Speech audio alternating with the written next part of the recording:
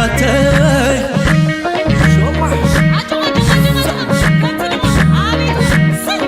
كم عفو كتبل مالي سماي اي طفعنا نيو عندنا عوت ركناي كنت بموديو عوتناتنا بايتا يمسكر دك من دينا ساعة تقعتر سمسلم سلت عباي عبسنق عوت كدنيا كمل من بانديراي كنت بموديو عوتناتنا بايتا يمسكر وين يحوى من دينا لاي لا لاي لاي لا لاي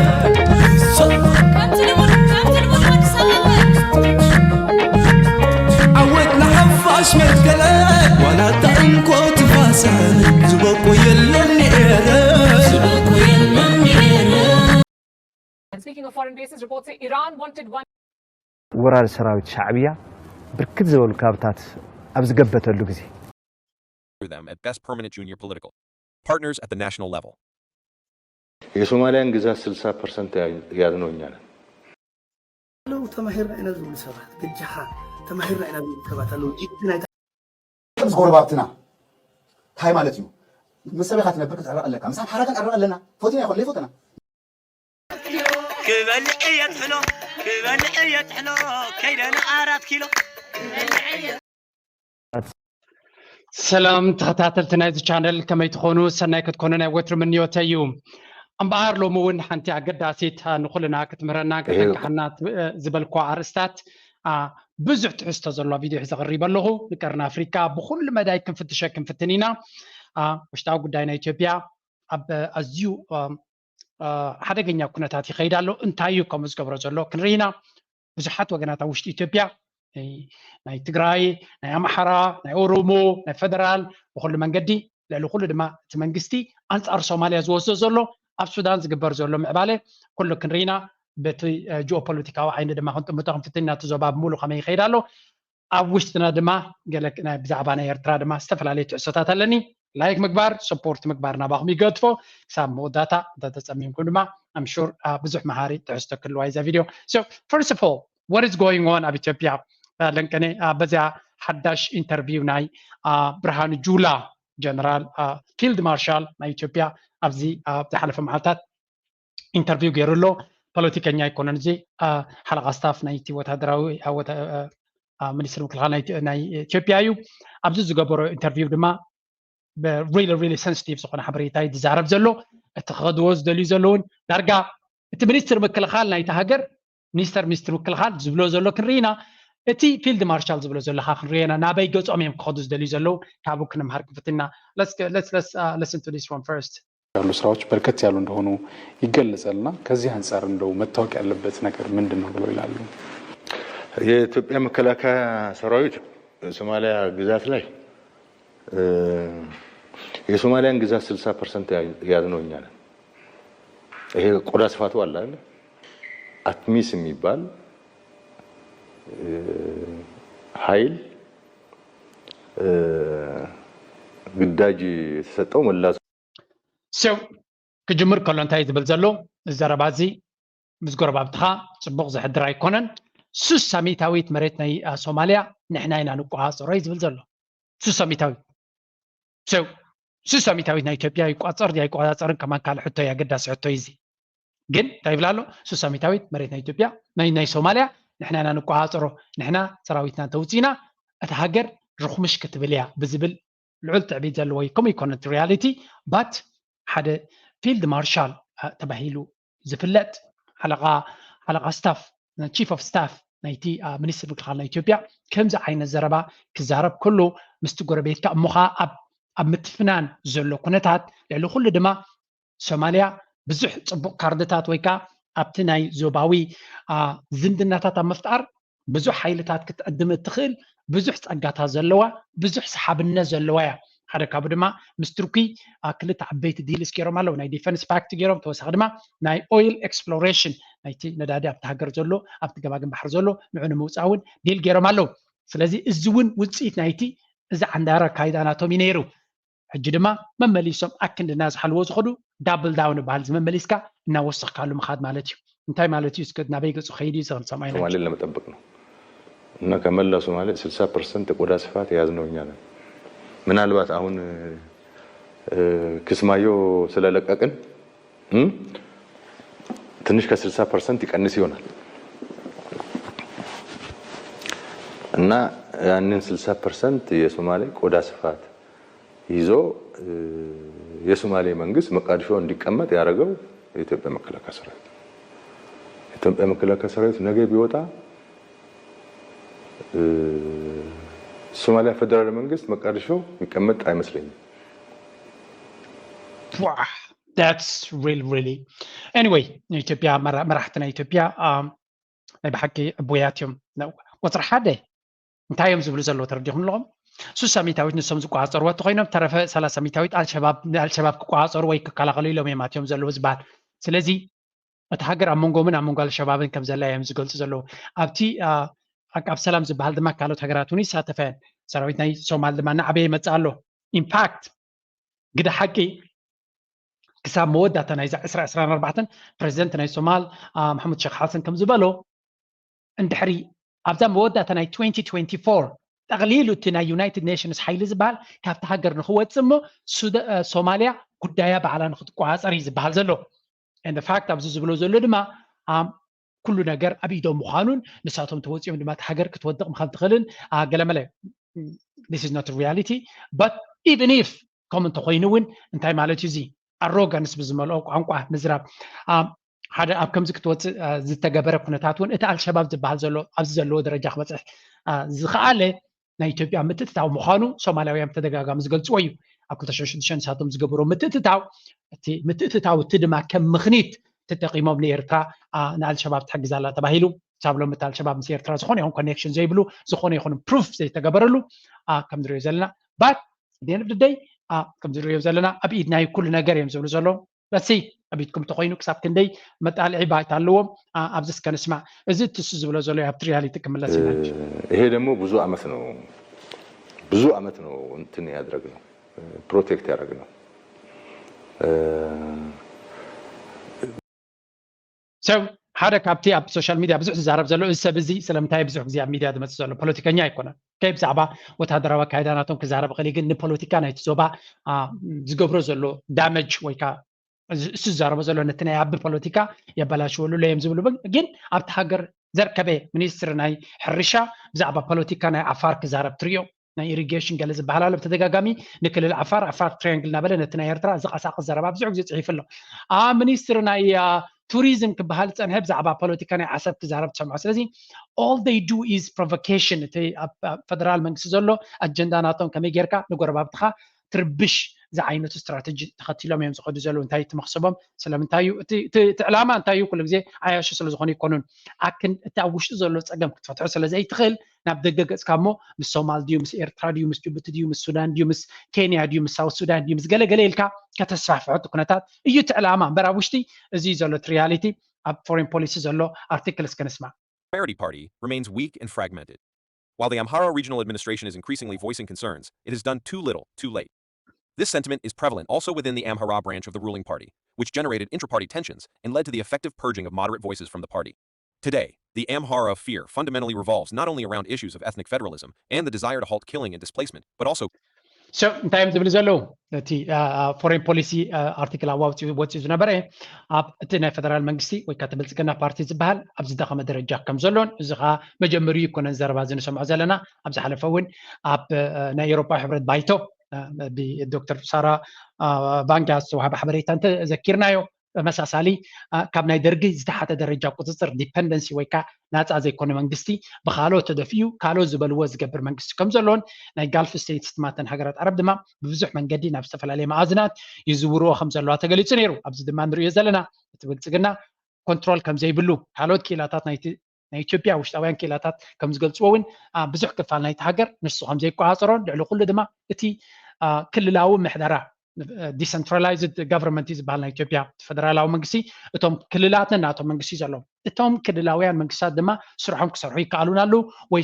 ትክክለኛ ምሕደራ ከም ዘይብሎም ኮይኖም ኣለዉ እዚ ድማ ሕጊ ኣልቦነት ድሓር እውን ግዜ ተረኺብና ኣብቲ ኤርፖርት ዝተገበረ ሕጁን ሓድሽ ሓበሬታ መፅኡ ኣሎ ካብ ኢትዮጵያ ክንሰምዐ ኢና ግዜ እንተረኺብና ግን so many problems ሕጊ ኣልቦነት ኣብ ተዓዲ ዝረአ ዘሎ ካብ ውሽጦም ዝወፅእ ዘሎ ድማ ንሕና በዓልና ስለያ ስለ ዘለና ይኮና ነምፅኦ ዘለና Crucially, around the perceived desire of Oromo elites to further marginalize and impoverish and render them at best permanent junior political partners at the national level. THECONFLICTISENO WREACHING so ሓደ ካብቲ ዝበሃል ኤሊት ናይ ኣምሓራ ኣዝዩ ደንግዩ ስጉምቲ ክወስድ ብምኻሉ ወላ እቲ ናይ ፋኖ ብዙሕ ድፊት ይገብር ከም ዘሎን ምናልባት ምሳት ተሓዛ ቤልና ክንሪኣ ኣብዚ ቀረባ ዝወፀት ቪድዮ ነይራ እዚኣ ኣብዚ ቪድዮ ከም ትሪእዎ ዘለኹም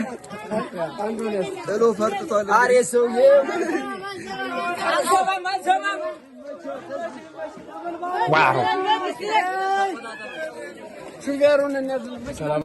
ወታደራውያን መኻይን ገዲፎምን ከም ዝሃደሙን ንህልኩም ፋኖ ድማ ኣርኪቦም ድሌቶም ይገብሩ ከም ዘለውን እዚ ዓይነት ተርዮታት ድማ መጀመሪ ይኮነን ካልእ ግዜ እውን ኣምፅልኩም ነይረ ብዙሕ ከምዚ ዓይነት ምዕባሌታት እዩ ኣብ ሶሻል ሚድያ ዘሎ ኣብ ዝሓለፈ እውን ከምዚ ዓይነት ተርዮ ኣምፅልኩም ነይረ ብዙሕ ቪድዮ ዘሎ ቦታ ከተመቸው ይበተናል የሚሞተ ይሞታል የሚማረከ ይማረካል የተረፈው ደግሞ እየተበተነ ነው መሪዎች ጦር ጀነራሎች የምትሰሙት ነው እጅ እየሰጡ ነው ስለዚህ የሚዋጋ ሞራል ያለው ኃይል ሳይኖር ማሸነፍ በራሱ የማይታሰብ ሆኖ ያለ እንግዲህ በታትነራል ትንሽ ቀርቶናል የሚሉት ነገር ይሄ ይሉታም ማጣት ነው so ከምቲ ትሪእዎ ዘለኹም ብዙሕ ዕንወታት ይወርድ ከም ዘሎ እቲ ወታደራዊ ካይዳ ናይ ኣቢ ብፍላይ ኣብ ክልል ኣምሓራ ዕምሩ ሓፂር ከም ዘሎ ንኣዲስ ኣበባ በዘለዎ ሓይሊ ሞመንተም ክኣቱ ይኽእሉ ንኣዲስ ኣበባ መዓስ ክኣቱ ይኽእሉ እንታይ ክገብሩ ይኽእሉ ንዝብል ሕቶ ብዙሕ ኣዛራቢ ፅኑሃብታ ፎሬን ፖሊሲ ጠቕሳይሳ ስቲል ብዙሕ መንገዲ ከም ዝተርፎም ከምኡውን ወላ ንዓቢ ነቲ ብልፅግና ተስዕሮሞ እውን ንምሉእ ኢትዮጵያ ንምምሕዳር ሌጂቲመሲ ተቐባልነት በኦሮሞ ተቐባልነት ብሶማል ተቐባልነት ብዓፋር ተቐባልነት ብትግራይ ተቐባልነት ብቤንሻንጉል ብካልኦት ክልላት ናይ ኢትዮጵያ እቶም ኣምሓራ ትፋኖ ተቐባልነት ክረክብ ይኽእል ዶ ኣይክእልን እንተዘይ ኮይኑ ኸ እቲ ሲቪል ዎር ናበይ ገፁ ከይድ ይኽእል ሃገር ክትገማማዕ ድያ so many possibilities ተኽእሎታት ኣብ ኢትዮጵያ ክኸውን ዝኽእል ኣዝዩ ብዙሕ እዩ እዚ ሓደ ካብቲ ዝረአ ዘሎ ተርእዮ እዩ ርሑቕ ኣይኮነን ካብ ኢትዮጵያ ከኣዲስ ኣበባ ዝግበር ዘሎ ኩነታት ክሪኦ ከለና እውን ትክልል ኣምሓራ ናብ ኢትዮጵያ ናብ ኣዲስ ኣበባ እውን ዝቐርብ ክፋል ስለ ዘለዎ ከምዚ ዓይነት ምዕባለታት ካብ ግዜ ናብ ግዜ እናተጋህደን እናተደጋገመን ዝመፁ ዘሎ ኩነታት ኢና let's go back to the night foreign policy እዚ ድማ ነቲ ኩነታት ከብርሃልና መንታኒ ኢለ ዝገብሮ ዘሎ With the federal army facing regular Fano guerrilla attacks and reports of civilian massacres increasing, the situation is morphing into a widespread popular revolt. While the conflict with the Fano has so far been largely restricted to the Amhara region, as popular anger increases, the chances of expansion of sporadic attacks in Addis Ababa and other regions and ultimately a full-blown civil war cannot be excluded. With the harvest season approaching, the so እንታይ ዝብል ዘሎ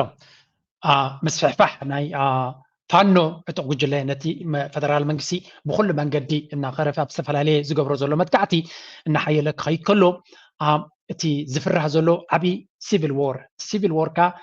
ኩናት ሓትሕድ ማለት እዩ እዚ ከዓ ኣብ ኢትዮጵያ ሓደገኛ ክኸውን ከም ዝኽእል እዮም ዝግምቱ ኪላታት ስለምንታይ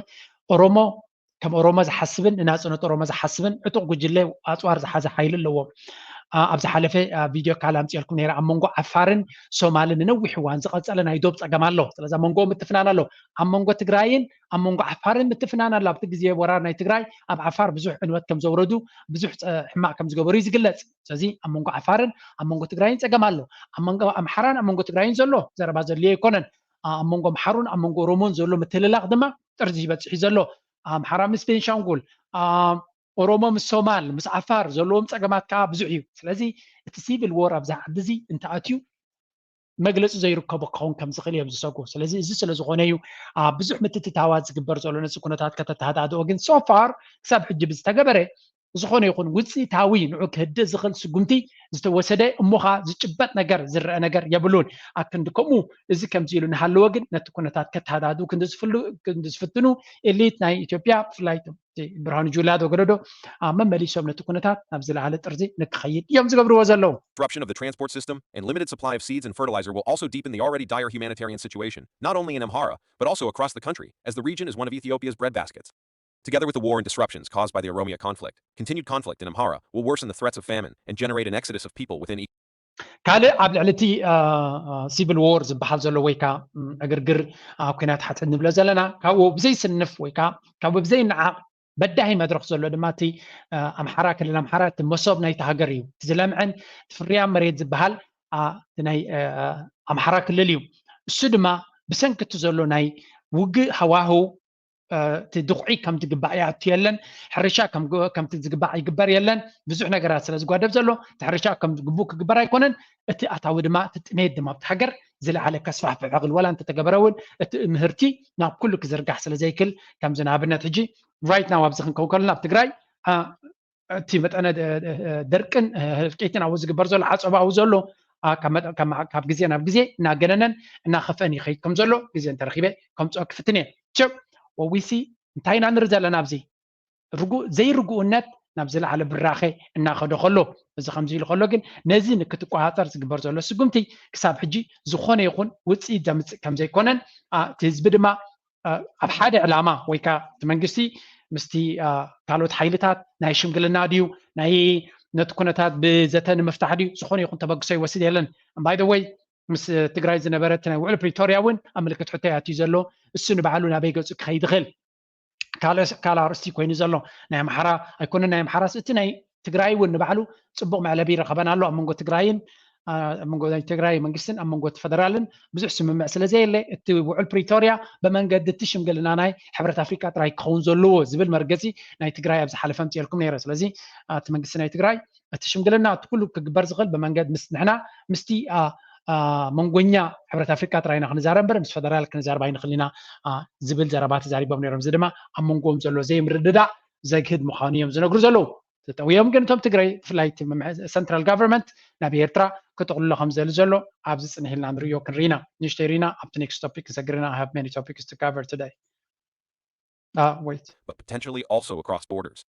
Halting the fighting requires confidence-building measures from the government, including lifting the state of emergency, availing humanitarian assistance, releasing the thousands of prisoners, fully reinstating internet and telecommunications. Ethiopia's Amhara conflict could spark civil war, simmering grievances, and escalating clashes in the region threaten to trigger another humanitarian disaster. As Ethiopia hosted the African Union Summit last month, the government's attempt to generate... So, ab مودة تنتهي زبال زلو. التكونات إثيوبيا نبذل عليه ترزن تحرقيدو نتحجر نختبتاتن نختفرس عبي دفيتن عبي مخفتي أفدقك خون كم زخلي زين الجرزلو إذا كم زيلو نهلوه بوجن تجري زلو نبيرترا بريزنت ناي بريزنت زرباون كم سلسلة كوس كبزيان ورال سراويت هذا حنكم الله ساينا زيان مجمريا let's see what's going on in the other neighboring country ناي سوماليا كنا تاترينا زنينا مش إثيوبيا زلو السحاب كنا تاترينا أب السودان أبتك أنا زجبر زلو كنا تاتكسك نرى السودان كلتهم عبالتات الله حنتزيا. Speaking of foreign bases, reports say Iran wanted one in the Sudan. Just one problem though, the Sudanese government has said no, which also raises some questions like, do Iran and the Sudan get along? Why did Iran want a base in that country and why did the Sudan say no? First, some geography. The Sudan is located in northeastern Africa, just south of Egypt. It has a pretty long coastline along the Red Sea, some 750 kilometers of it, and that's what Iran... So, Iran, up to Zobana, بزح مسفح حنا قبرتن تلوانا تأنا حيلن زمت زليو بعبيو التحوتي زبحال أب يمن زلو حيلي بإيران كم زدقفن ملو دقف ويكا أبقون إيران تطو كم زبلن يوزن الجر سلازي حجدما ناي حوتي ترايت ناي يمن بوتوم سلازي أخلوم ديو ويس زيادة أنا مسفحان زيادة حيلن خلوهم سلازي زلو أب السودان دما مستمنقسن السودان ناي البرهان جنرال البرهان ناي تسرايت ناي السودان مراحي مسو بوتاك وهابا ما افتقى معقم ناي بحري حاتيتم منقس السودان دما أي تقبلون اتي ناي البرهان حيلي تقبلوا أي كالن تاينا نرزال نابزي ازي ناي السودان قداي بزح إيدوم زؤتو كنتات حيلتات كم زمت وزلو أبكالي زين تارينا لنا أبكالتشن عصرت شو منتن حدا كابتي نسودان إذا حجز على تقيينات نخجمر زجبرة كنتات نتلو راشا تي ناي البرهان حيلي ناس رئيس السودان حلف زنبرة مس راشا تسمعيو أبقى أي بحري أفدق بحر كوبوم أب سواكن بوتانك حزو تسمعيو منيرم أمباسادرنا أمريكا أب السودان زنبرة شعوب إذا كنا تاتزي أنت ديك أيركمو قبل ما تسك اللويل ومنيرو كابتاز بلا I think كابتلتشن أسران تلتن ورح شو من تدي قلب بليلوا تحرستو سنة وارح أتانا السودان كنا تحز جمرة اللي كنا تاتيو هجون إيران تمثل إيران أرتبط تاخد مثل دما منكس أمريكا يدلنيو that's why special envoy فلو يلوخ ናይ ሱዳን መዚዙ ዘሎ ነዚ ኩነታት እዚ ምናልባት ካብዚ ስለ ዝፈረ ክኸውን ይኽእል እዩ እቲ አልቡርሃን ነቲ ጠለብ ወይ ከዓ ምሕታት ናይ ኢራን ኣይተቐበሎን እስከ ንስማዕ ንሽተይ a naval base on the Red Sea. That's what Iran wanted. Two reasons why. Number one, Iran's rivals already have access to the Red Sea, like Saudi Arabia, Israel, Egypt. All of them can access the Red Sea, but Iran cannot. It is located on the other side of the Persian Gulf, so it wants this access. Reason number two, to weaponize maritime trade. You see, Yemen's Houthis are already doing it. They've been attacking commercial ships in the Red Sea. And who supports the Houthis? The Iranian regime. So Tehran knows how important this route is, how it can scare world powers. Maybe that's why Tehran wants a base there, to keep tabs on rivals, to coordinate with the Houthis, and to check Western powers. But why did the Sudan turn them down? They said no to Iran. Reports say Iran offered them a sweet deal, a helicopter carrier in exchange for a naval base. The Sudan feared a Western backlash. Let me explain this. So, ከም ንሪኦ ዘለና እቲ ሰራዊት ናይ ሱዳን ነቲ ናይ ኢራን ሕቶ ከም ዝነፀገን ኢራን ድማ ሪጅናል ፓወር ሓይልናታ ጭዋዳናታ ንኸተስፋሕፍሕ ብዙሕ ትፅዕር ዘላ ሃገር እያ ብዙሕ ስትራቴጂ ናይ ኢራን ድማ ከም ናይ ካልኦት ሃገራት ኣይኮነን በዞም ሕዝብላ ድዩ ብሑቲ ድዩ ብካልእ ገይሮም ናይ ሱፐር ፓወር ደረጃ እዮም በፂሖም ዘሎ ኣብቲ ሪጅንስ ምክንያቱ ድሌታቶም በዞም ዕጡቃት ጉጅለ ብትክክል ክሃርሙ ዝኽእሉ እዮም ንኣሜሪካ ንሙሉእ ኤሮጳን ዘስግእ ኩነታት ኣርኢና ኣብ እስራኤል እውን እንተኾነት ንሶም ዝሕግዝዎ ዝበሃል ሓማስ ክሳብ ሕጂ እንታይ ዓይነት ኩነታት ፈጢሩሎ ንሪኦ ኣለና እቲ ሕዝብላ ዝበሃል ኣብ ሊባኖስ ዘሎ ክሳብ ክንደይ ኣስጋኢ ሓይሊ ከም ዝኾነ ናብ እስራኤል ንኸይኣቱ ክንደይ ኣዘራቢ ኩነታት እዩ ከምኡውን ኣብ ሱርያ ኣሜሪካ ንነዊሕ ተቃሊሳ ክትዕወተሉ ዘይከኣለት ኣብ ሱርያ እውን ኢዶም ኣሎ ኣብ ኢራቅ ተመሳሳሊ ኣብ የመን ከምኡ ንክንደይ ዓመታት ተቃሊሶሞ ብምሉኦም ሓይልታት ንሑቲ ኢራን ጥራይ ትድግፎ ሑቲ ክስዕርዎ ይከኣሉን ኣቋሪፆም ትውግእ ስዑድ ዓረብ ድማ ኢዳ ኣውፂኻ ማለት እዩ ሰው እንታይ ኢና ንርዳ ኣለና ኢራን ዘይነዓቕ ሓይሊ ዘለዋ ሃገር እያ ኣብ ሱዳን ምምፅኣ ድማ ኣብ ዝሓለፈ እውን ድሮናት ሓጊዛ ከም ዝነበረት ንሱዳን ይንገር እዩ ነቲ ናይ አልቡርሃን ሓይሊ ባት ኣብዚያ ቦታ እዚያ ኣይ ቲንክ ኣብ ነዚያ እንተጌርካ ከነጥፋእካ ኢና ዝበልዎ ክኾኑ ይኽእሉ እዮም ንኢራን ቦታ ክቦም ከም ዘይደልን ገሊፁ ኣሎ እዚ ድማ ምስ ዘሎ ናይ ቀይ ባሕሪ ፀገም ኢራን ኣብ ቦታ እንድሕሪዛ ነቲ ቀይ ባሕሪ ኢፌክቲቭሊ ክትቋፀሮ ከም ትኽእል እውን እዩ ዝንገር Let me explain this. Until 2019, the Sudan was ruled by an Islamist dictator. His name was Omar al-Bashir. He was quite close to... So, حج انتاي كنرينا دحان انت تاريخ ناي عمر al-Bashir كلنا سلان فلتو اب كال غزي ابزح غزي امصي لكم نيره حجي ابزيا حنت لا لنقنه وتيا زلا مزناي رمضان كنريا زلنا have endorsed the UN Security Council's resolution calling for an immediate ceasefire during the holy month of Ramadan. In a statement issued Saturday, the Rapid Support Forces say they hoped the secession would ease the suffering of Sudanese people by ensuring the smooth delivery of humanitarian aid. The Sudanese Foreign Ministry... So, እንታይ ዝበሃል ዘሎ ብሰንኪ እቲ ናይ ብሰንኪ ኣብዚ እዋን ዝጅምር ረመዳን ወርሒ ረመዳን ክልቲኦም ወገናት ምቁራፅ ናይ ተኽሲ ንክገብሩ ተሰማሚዖም ኣለው እዚ ከዓ ብጣዕሚ ተስፋ ዝህብ ኩነታት እዩ እቲ ህዝቢ ዋላ እውን ንወርሒ እንተኾነ ምቁራፅ ናይ ተኽሲ ብክልቲኡ ወገን በቲ RSF ወይ ከዓ ዕጡቕ ምልሻ ከምኡ እውን እቲ መንግስቲ ሰራዊት ናይ ሱዳን ብክልቲኡ ተቐባልነት ከም ዝረኸበን እቲ ተግባራውነቱ ምስ ግዜ ዝረአይ ግን ክልቲኦም ነቲ ኩነታት ጠጠው ከብልዎ ሓሲቦም ኣለው እንታይ ኢና ንርኢ ዘለና ሱዳን ታንፈልጣ ሱዳን ገሌና ንፈልጣ ገሌና ብዘረባ ገሌና ብኣካ ንፈልጣ ኣብ ከመይ ደረጃ ወዲቓ ረአይዎ ኮምፕሊትሊ ያኒ እዚ ካርቱም እዩ እንዱርማን ካርቱም እዩ ባይወይ ኣነ ሱዳን ከለኹ ኣብ እንዱርማን የሰርሕ ነይረ ነዚ ክሪኦ ከለኹ ኢት ሾክስ ሚ ካብ ሙሉእ ሱዳን እቲ ዝረቀ ቦታ ዝበሃል እንዱርማን እዩ ነይሩ look at this now so this disaster ስለዚ ከምዚ ንኸይንኸውን ሓድነትና ክንሕሉ ክንክእል ኣለና ሃገራውነትካ ክትሃንፅ ክትክእል ኣለካ ሓደ መንፈስ ሓደ ዕጫይ ዘለካ ኣብ መወዳእታ እዚ ዶ ኢልካ እታ ሃገርካ ፋሕ እንድሕሪ ኢላ እቶም ቡጋና ዘለው ብማዕዶ ዘለው እዮም ዝብለፁልካ ዓድኻ ይጠፍእ ይበላሾ ይዓኑ ዲስ ኢዝ ካርቱም እንድሕሪ ኢሎምካ ክትኣምን ኣይትኽእልኒ ኢኻ ካርቱም ብፍላይ ኣነ ኣብ ዝነበርኩሉ 2006-2009 ዝነበርኩም ትፈልጥዎ ኢኹም ኣብቲ ነዳዲ ብዙሕ ዘውፅሉ ዝነበሩ ብጣዕሚ እዩ ፅቡቕ ነይሩ ብጣዕሚ ሃብቲሞም በቃ ካብ መዓልቲ ናብ መዓልቲ ሓድሽ ፈላሶ ሓድሽ ገለመ ሓድሽ ከሙታት እዮም ዝገብሩ ነይሮም ሎክ ፅቡቕ ሃገር ተዘይሃኒፅካ ክንምንታይ ቤትሮታት ዘለዎ ገዛ ሃኒፅካ ክንምንታይ በለጭለጭ ዝብል ፈላሶታት ሃኒፅካ ከምዚ ዓኑ ክትፈልጥ ክትክእል ኣለካ መሰረት ናይቲ ህዝቢ ውሑስ ዝኾነ ሃገር ንክትሃንፅ ክትክእል ኣለካ ውሑስ ሃገር ክሳብ ዘይሃነፅካ ድማ ኣብ መወዳእታ እቲ ዘይሃነፅካዮ ክፈርስ ከም ዝኽእልን ንድሕሪት ክምለስ ከም ዝኽእልን ቅንጣብ ጥርጥር የብሉን እንተዘይኣሚንካ ليبيا رأي بليبيا يا حليفة كميز بلد هجر كلا كي ودقت كلا أنا بحليفة كميز بلد هجر ينيرا السودان كميز بلد هجر ينيرا يمن أبتكانا كميز بلد هجر ينيرا سوريا كندي سب كيدو يونيفرسيتيز مهار لازم بلد هجر يا إيران كميز بلد هجر ينيرا كابزن اللي عليه example أنت عم تدلي جلهم كون أبو تقرأي من قوة بعد دينير what happened وجي زي تبيبات حساس بحسكات جبرو كل جزء نتهجر أمن تاي كم زودقة نمفلاتو كلنا كنا حلو زلناي نزن تزي غير كاغنا the end of the day اتكونتات نامنتاي كورت كم زخل مستبحال يدلي الزك سلا زخونه دما سلامن نسلامن نرقاتن نايزوبا بفلاي ناي حجر دما رقات كلنا كبلعية حلو كبلعية حلو كيدنا 4 كيلو كبلعية حلو كبلعية حلو كيدنا 4 كيلو عدي أبا أبو النبي عدي أبا أبو النبي لعلى واي ميدك أسيد تحت واي ميد النسيد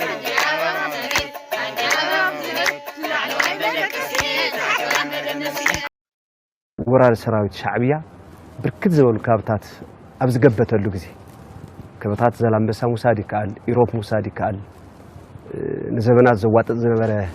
ጉዳይ ባድመ ወን ሙሳዲ ካል ኮታስ ብርክት ዝበሉ መሬታት ትግራይ ኣብ ዝተባሓቱሉ ኣብ ዝተወረረሉ ግዜ እዚ ፍታሕ ክመጽእ መንግስቲ ዝሰርሕሉ ምክንያት እንታይ ከም ጣዕንቶ ዝበልኩኻ ቶም ኣከራኸርቲ ዝበሃሉ ቦታታት እንተዘይ ኮይኑ ቶም ካልኦት ቦታታት በተለይቲ ምስ ኣምሓራ ሓይሊ ዝተታሒዙ ዝለዓል ጉዳይ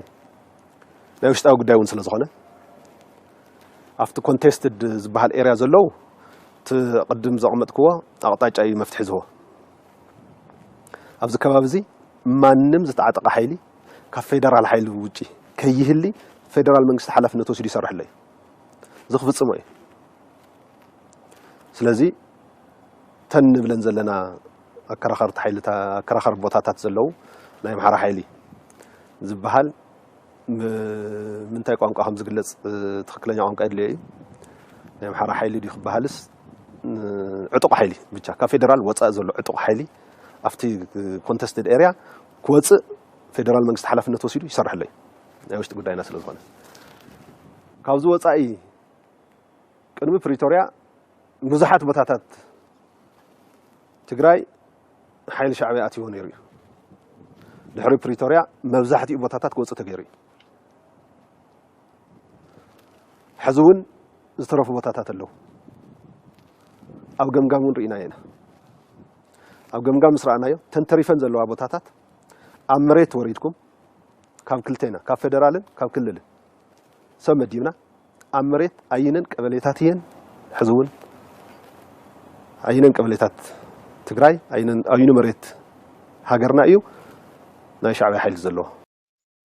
ሙኩት የምትባል ለከረን 80 ኪሎ ሜትር ላይ ነው እግሬ ላይ ቆስዬ ተማረኩ ተማርካል እንዴ ታዲያ አንድ አመት የኤርትራ መሬት መንገድ ተራራለ ነው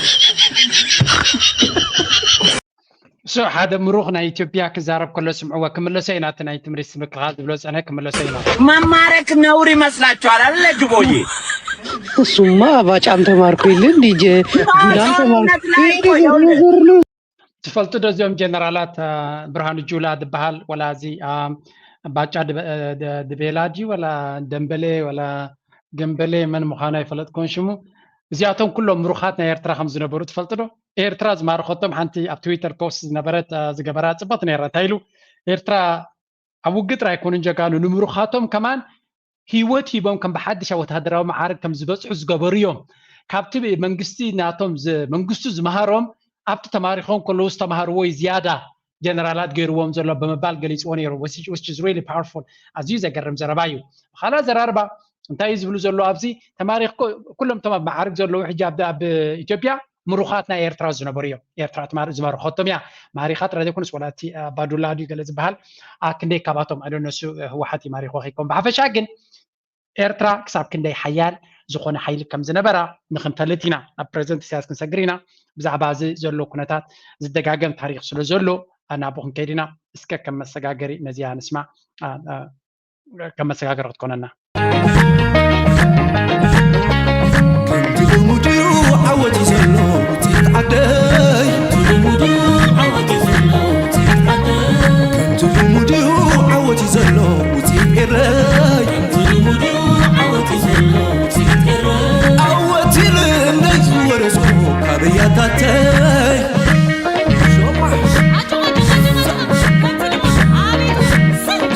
والعفن كتب وكتب المرسماي أي طبعا نيو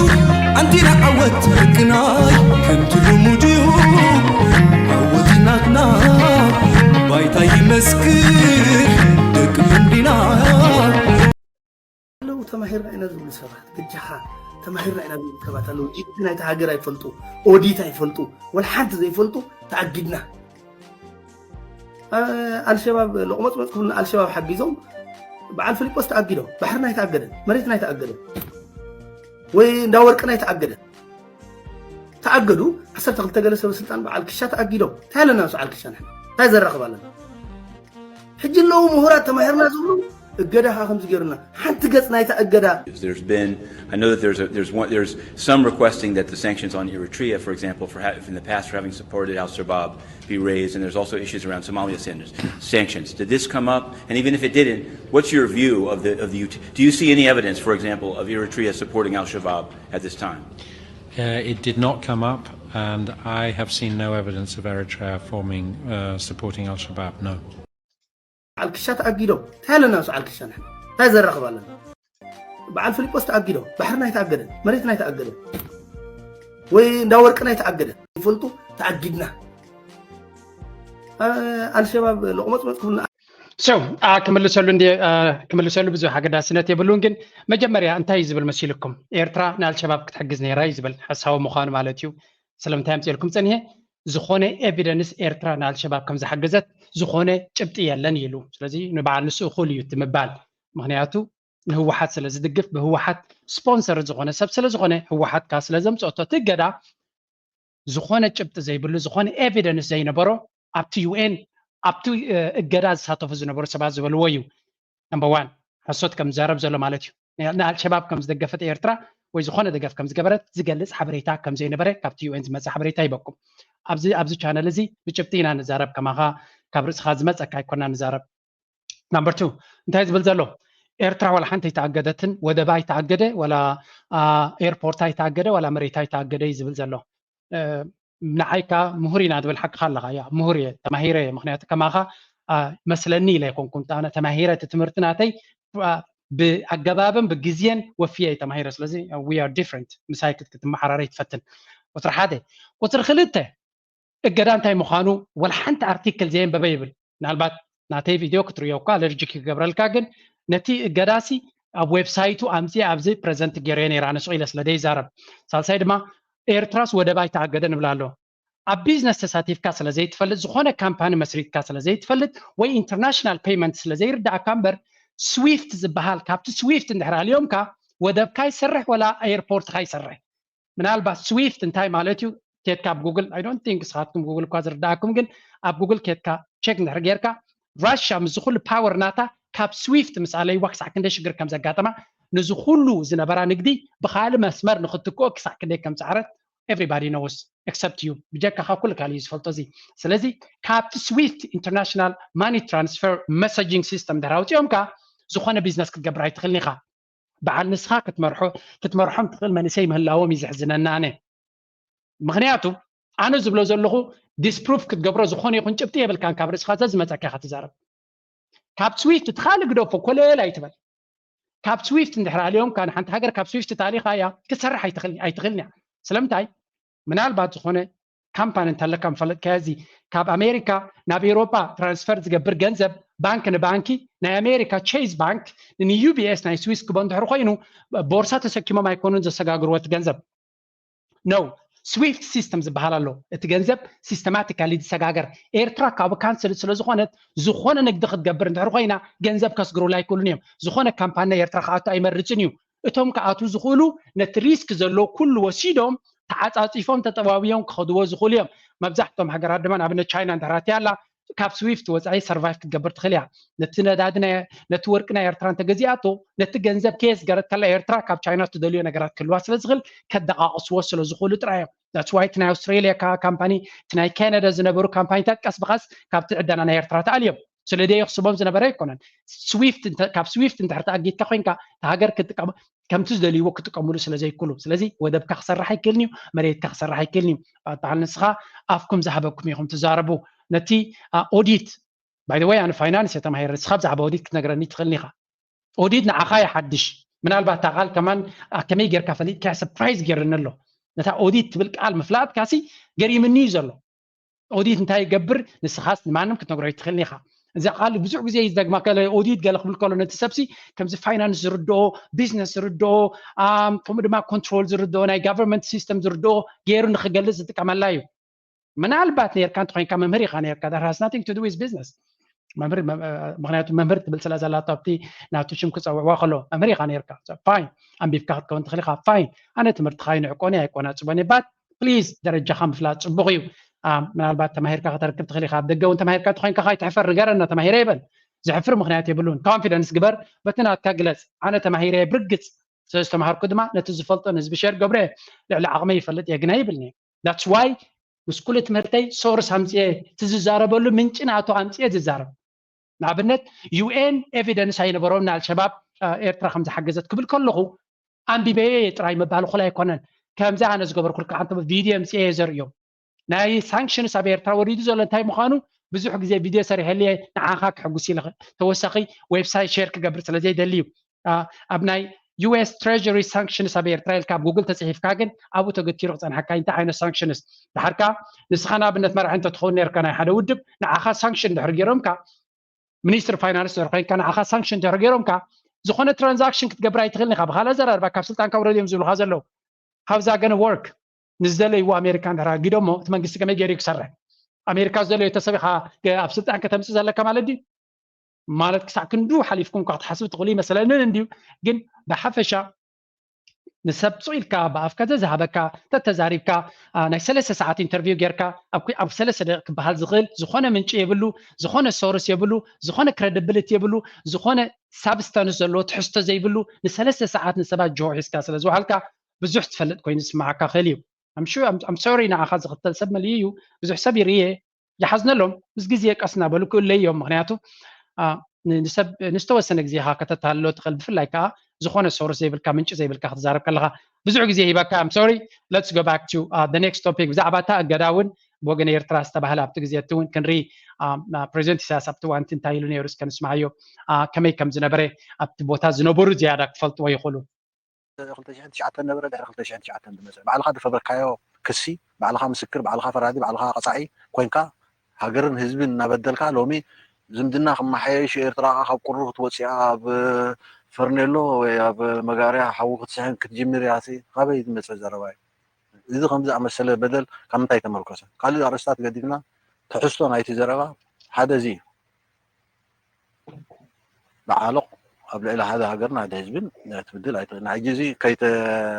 فتحه انت ايتي خاب قررنا بمقت ممسان دي ممسان بانتاي تربون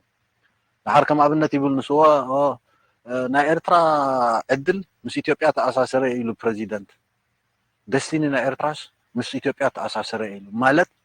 كمزي إيرترا يلام بجكا إثيوبيا إلو تزاريبو بريزيدنت أنا سي أبي معلتي قومي إلا حاسب لهم قوم حاسبكم أنا الفسيم كولا قومو تبلايت كمزي العجي تي قوانقوا نتقرارون غزيون أزاميت كخطري أخلها ترجم هيبكا خمزي نا أمريكان نا إيرتران زمدنا محياس درس عرضو أفافنات الله خمزي اللي كاتزارب مهوتات ترى خوين درعنا توم تعرفوا خمزي لهم تعرفوا كلهم أو أتيها خمزي الله نا أمريكا بوليسيتات مس إيرترا دليت الله هذا خطر اللي مسء نوم إيرترا يتدلني مس أمريكا زمدنا ختم معيش هذا أمباسادر خمزي له فتاة النيرو مودادا بريزيدنت فحفح بالونتي أنا ناي مهوتات علم أبزي له بسبيكوليتيف دقانة الكات بلو كويني له شيني له عدي له أنا بزح ناي إيرترا ناي أمريكان زمدنا محاش الكات زارم طبعا كان تايت محاش دل زمدنا تايت زمد محاش زمدنا قدا بالكاش بتنا ذاتهم قام قاعد دبلو كن الدبو منا هنقصع منا بحصت قبل الحزبنا هاجرن كندز بدل أوريت كاس حجي أنا مسي يتكاس على مكا وي بجها أمزي قبلني قبلك بدينا يملكيتها انتهي زمدنا من محياج بحال انتهي ترجم مودات بعلمن وصلوا بعلمن يوصلونا يكونن وصلوا ولا تمسحوا دلو دليتي هلو ما هلو ما موداتها ናይ ሰባት ናይ ተኣትውለ ኣይኮነን ንክንዲ ዝኣክል መንእሰይ ካብ ዓዱ ተባሪሩ ከም ዝሓድር ትፍፅሞ ዘለካ ገበን በናይ ኣገባብ በናይ ርትዒ በናይ ፍትሒ ሃዋሙ ትገብር ዘለካ ከመይ ጌርካ ዝምድና ተማሓይ ኣነ ሕጂ እቲ ዜና ኢንተርኔት ሓደ ገለመለ ዝበሃል ስራሕ ተሳእኑ ብኡ ዝፅሕፉ ኣለዎ ሓንቲ መበገሲ መትሓዚ ደይብላ ዘረባ ትድርበ ንዓ ሒዝካ ትኸይድ ምስ ንፋስ ትውትት ኣብ ከምኡ ደረጃ እንተዘይኣተና ዝሓሸ እዩ ሕጂ እቲ ወያነ ትገብሮ ናይ ፒኣር ፀወታታት ዘይፈለጥካዮ እኳ ትርጉሙ እንታይ ማለት ምዃኑ ንሓመዱ ክነግረካ ደሞታ ክትመክኽ ብደውካ ተጋዳላይ ህዝባዊ ግንባር ካብ ሳሕል ነቂሉ መሬት ሶማልያ ቀዲዱ ኣብ ዓዲ ዓዘቕቲ ንሓሰኻ ቦጀለን መሬት ወለጋ ነጉዱ ዓውሮ ክዕሉ ንደርጊ ኢትዮጵያ ኣሎ እናተባሃለ መሬት ዝፈልቀለ ንባፅዕ ወሪዱ ሰራዊት ሻዕብያ ክፍለ ሰራዊት ሰብዓ ብርጌት ዕስራ ንኻልኣይ ኣቤታዊ ሰራዊት ዝበልዐ እዩ ብርጌት ንሓመዱ ከዓ ክትብል ንስኻ ኣተዓጥቓ ስረ ዘይከኣልካ ሓመድ ብላ መልመፅ ብያት ምዕራባውያን ነቲ ሕፈራስ ኾና ፈሊጥና ካለና ወድመን ምዃንካ መዓልትኻ ፀብፅብ ከም ጥንስቲ ክሳብ ዝቆም ለካ ኣብ ማዕድኻን ውሽጥኻን ኣለዉ ስድሪ ብዘይ ኢላማ ከተማታት ኢሉ ኣብ ኣፈይ ደላ ማስቲካ እውን ኣይድርብያ ተጠንቀ መፂና ኳይ መቃብርና ወራስ ወጥሳዋ ታሪኹ ዝዓብኽ ኣብ ቅድሚኡ መፂና ኳይ መቃብርና ምቕሊ ወዲ ሳሕል ኣርከን ብዓብሪ ብባንዴራ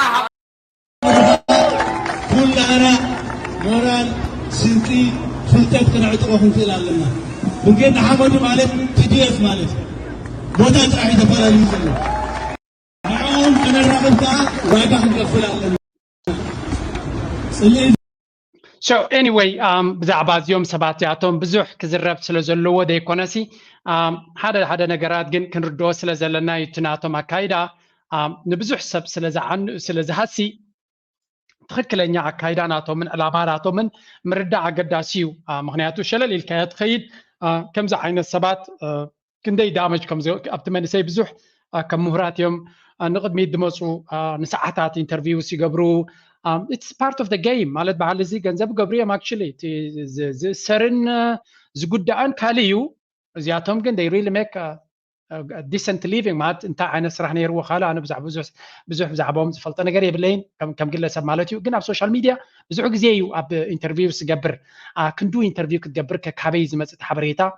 I don't know God knows ካበይ ከም ዝመፅእ እሱ ግን I have no problem ሚድያ ንኩሉ ክፉት እዩ everybody can say ደስ በሎም ክዛረቡ ይኽእሉ ግን እቲ ዝኽየት ዝነበረ ኣካይዳ ኣብ ልዕሊ ኤርትራውነት እንታይ ስምብራት ከም ዝነበሮ ብዙሕ ግዜ ኣምፅአልኩም ኣለኹ እዚኣቶም ድማ ኤክስፖዝ ምግባሮም ነቲ ኩነታት ናቶም ብኣፎም ኢኻ ድማ ክትሕዞም ብዙሕ ስለ ዝዛረቡ ብዙሕ ኣብኡ ክትሕዞም ትኽእል ኣሎ ኣብዚኣ ሰለስተ ዋዕሮታት ኤርትራውያን ዝገበርዎ ብዛዕባ ኩነታት ናቱ ኣካይደው ከመይ ከም ዝመስል ኣብ ዝሓለፈ ናይ ራሄል ወልዳ ኣምፅአልኩም ነይረ ሎሚ ናይ ፌቨን የማነ ክንሰሚና listen test and they will read about World War I, World War II, etc. So it seems strange that when it comes to Eritrean, celebrating that part of their history is all of a sudden become about hate speech. You know, it's all of a sudden become, oh, it's brainwashing kids, or you know, it's a form of propaganda, etc. So it's all an excuse at the end of the day because we know what it's all about. It is all about attacking the unity, but it's all a form of excuse. So that plan A will do that, and then the interesting thing about plan A is that it's a threat about a threat. I call it a threat about a threat. So انتهت بالدلا ኤርትራውያን በዓሎም ንኸኽብሩ ቤናይ መለክዒዩ ከቢድ ክኸውን ዝኽእል ወይ ቤናይ መለክዒዩ ሕማቕ ክኸውን ዝኽእል ንዓመታት መዓልቲ ናጽነቶም መዓልቲ ሰማዕታቶም ፌስቲቫላቶም ካልእ በዓላቶም ሃገራዊ በዓላቶም ልክዕ ከም ካልኦት ባይ ዘ ወይ ኤርትራውያን እዮም ህፃናት ብረት ናይ ሰውራ ክዳውንቲ ብረት ሒዞም እዮም ዘብዕሉ ኣብዚ ዝሓለፈ መዓት ቪድዮታት ኣምፂኦም ላብዚ ከምፅኦ ስለ ዘይደሊ እምበር ተጋሩ ኣብቲ ግዜ ውግእ ካብኡ ዝገድድ ካላሽናት ባዕሎም ሰሪሖም ዝስዕስዑሉ ነይሩ but nobody talks about that ከምኡ ገይሮም ከለዉ ምሶም ክስዕስዑ ፀገም የብሎምን ኤርትራውያን ንታሪኾም ዘንፀባርቕ ክገብሩ ከለዉ ግን ዩክሬናውያን ንውግእ ዘንፀባርቕ መዓት ነገር ገይሮም እዮም ኣብ ኮንሰርት ዝእከቡ everybody does that ኣሜሪካውያን መብዛሕቲ ግዜ ናሽናሊስቲክ ፓትሪዮቲክ ፊሊንግ ዘለዎም ከመይ ይገብሩ እዮም ኣብ ኤርትራውያን ክኸውን ከሎ ግን for some reason it's a big crime fully conspiracy theories ዝፍጠር ዕላማ ድማ እንታይ እዩ ኤርትራውነት እዩ ኢሎም ናብ ኮይን ባፎ እቲ ቀንዲ ኤም ዕላማናቶም ንኤርትራውነት ምጥቃም ምዃኑ ምክንያቱ እቲ ቀንዲ ፀላኢና ንዓና ኤርትራውነት ስለ ዝኾነ ስለ ዝበሉ እዚ ነታ ኤርትራውነት ንምጥቃዕ ኩሉ ዝከኣሎም ክገብሩ ከም ዝኽእሉ ነጊሮምና እዮም እዚ ኣስተውዒልና ክንሪኦም ክንፈልጦን ኣለና They will contact the venue and say, well, if you let this thing happen, previously there was that incident where there were X amount of police injuries, where there was so much disturbances, damages, etc., and you don't want it to happen. Now, considering the people who are causing the damage are the people who are writing to the venues and telling them that if you have this, then this will happen. It's a threat about a threat. So it's the same people that tell you, well, we don't want this event to happen because it's offensive, are the same people that will cause the damage. It's very, very weird. And then after that, you've got what you call Plan B, which is this is where people on TikTok, certain, would you call them influencers? I don't know, but leaders of these brigades, of these people will go on TikTok and for hour-long sessions they will try and recruit people, galvanize people to go to these events and do whatever it is that they need to do, even if it's going up against the police, as they call it, paying the price. And as for them, it's whether they are hurt or killed or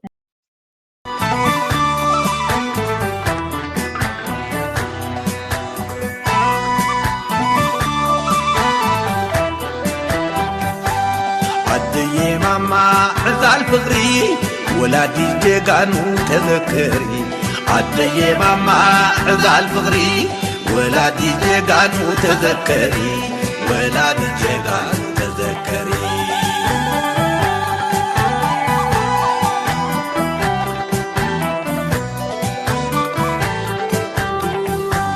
عدي ماما عزال فغري ولادي جيغانو تذكري عدي ماما عزال فغري ولادي جيغانو تذكري ولادي جيغانو تذكري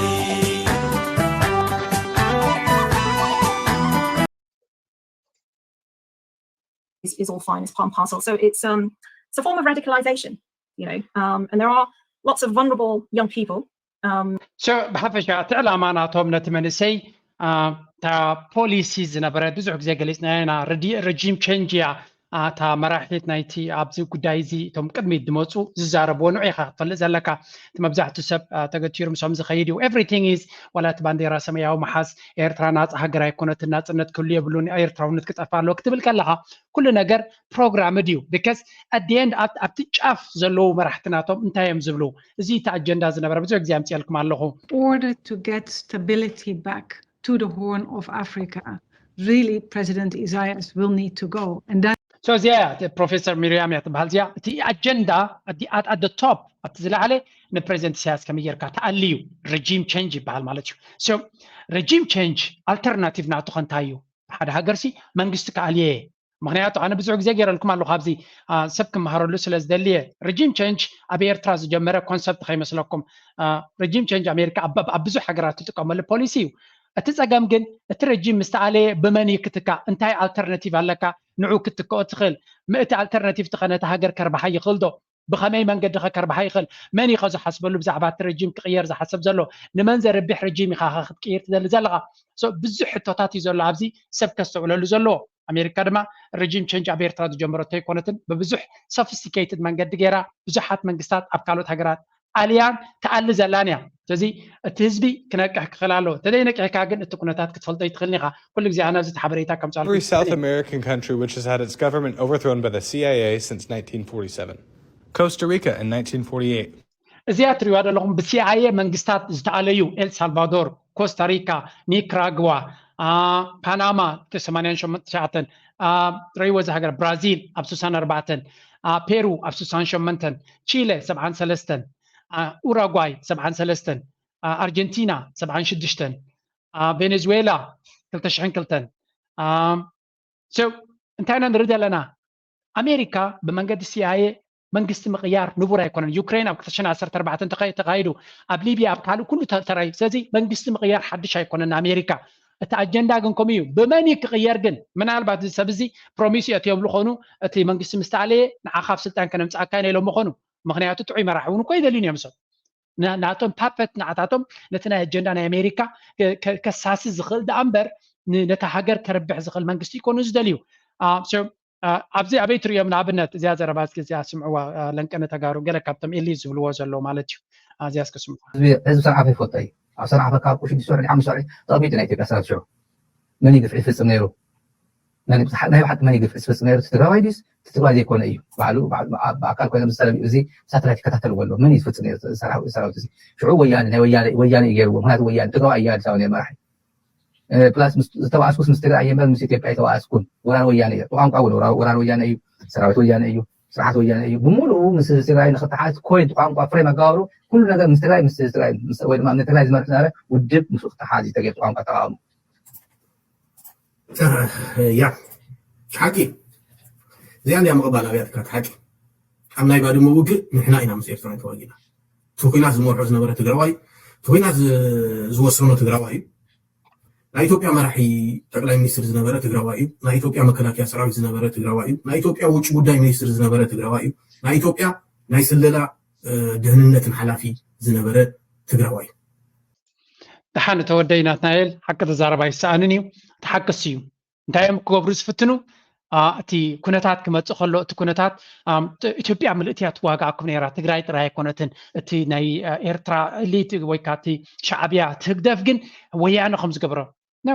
actually ሻዕብያ is very smart in politics. ጽቡቅ ገይሮም እዮም ዝፈልጡ ንህዝቢ ኢትዮጵያ ኣይፀርፉን እዮም ነይሮም ንህዝቢ ትግራይ እውን ኣየፃልኡን እዮም ነይሮም ከምቲ ንስኹም ትብልዎ ኣንፃር ትግራዋይ ይገለመል ኖ ብዛዕባ ትግራይ ዝተዛረበ የለን ብዛዕባ ጃንዳ ወያነ ወይ ከዓ ጉጅለ ወያነ እያ ትብል ነይራ ሻዕብያ ደይኖ ክዕብዩ ከይደልዩን እዮም እዚ ፖለቲካዊ ኣካይዳ ነዊሕ ታሪክ ዘለዎም ተመክሮ ዘለዎም ሰባት እዮም ስለዚ ነቲ ወያነ ከምዚ ካብቲ ንሽተይ ዕማኾ ሰባት ምዃኖም ዝቁፀሩ ሰባት ምዃኖም እዮም ዝዛረቡ ነይሮም እምበር ህዝቢ ትግራይ ፀላኢኻን ህዝቢ ኤርትራ ይበልዎን ስለዚ ኣገይን ናትናኤል ፅቡቅ ገይሩ ዝምስክረላ ዘሎ እንታይ ዝብል ዘሎ እቲ ዝገብሮ ዝነበረ መለስን መሻርክቱን እዮም ንሱን እቶም ኤሊት ኣብኡ ዝነበሩን ነቲ ውግእ ዝመርሑ እሶም ዝደልይዎ ዝነበሩ እሶም ኣገደስቲ ፅፈታት ሒዞም ዝነበሩ ናይ ስለያ ናይ ወታደራዊ ናይ ቁጠባ ኩሉ ኣብ ኢዶም እዩ ነይሩ ስለዚ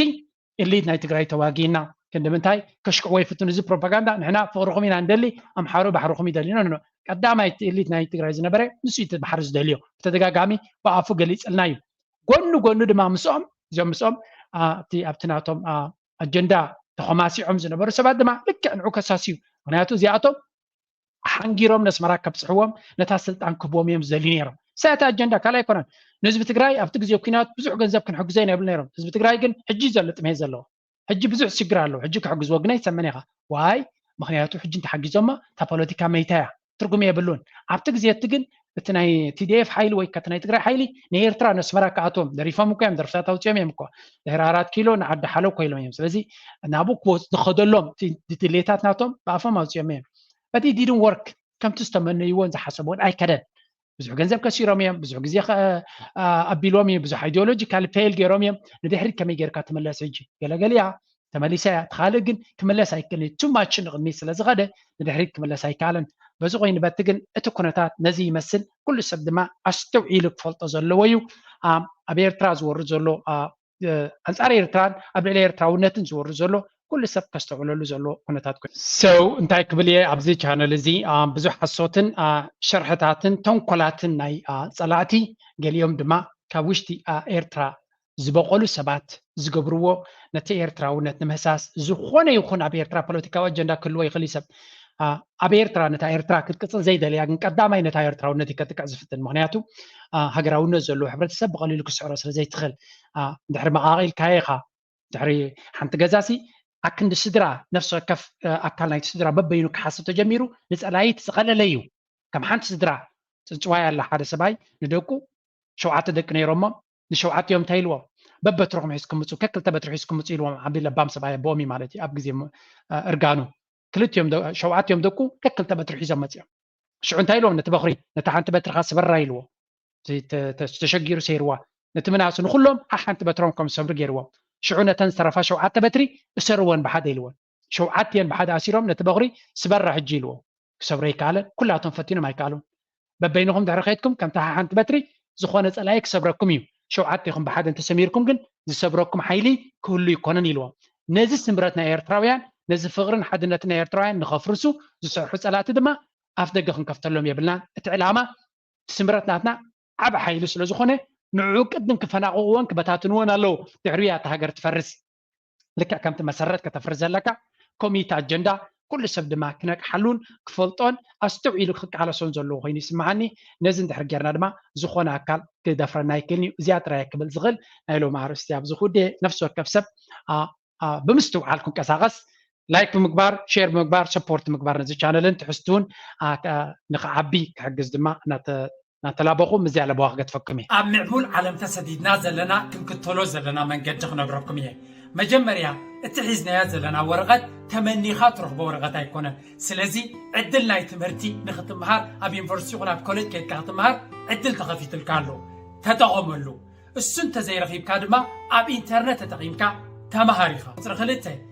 أب سدس لزلها أب تزلها عادي أب ستوك ماركت ينفس تقبر أب كريبتو ينفس تقبر عدل لك أب أفريقيا زلو سبات بزعق زي ربو تتعاملوا جنزبك أكنا بانكي أبو إنفست كوين كم زعل يركاكبر سالسايد ما جنزبك كلا كنابيرك ناب أفريقيا خيرك تكالديو جزاديو نغتهنت وتنكبر نزك حق الزغل استفلا لي كورسات لنا أبروغرامات نحنا تماهيركم نفسكم تكوزكم سلزغل تتعاملوا لي بلاكم. Thank you very much.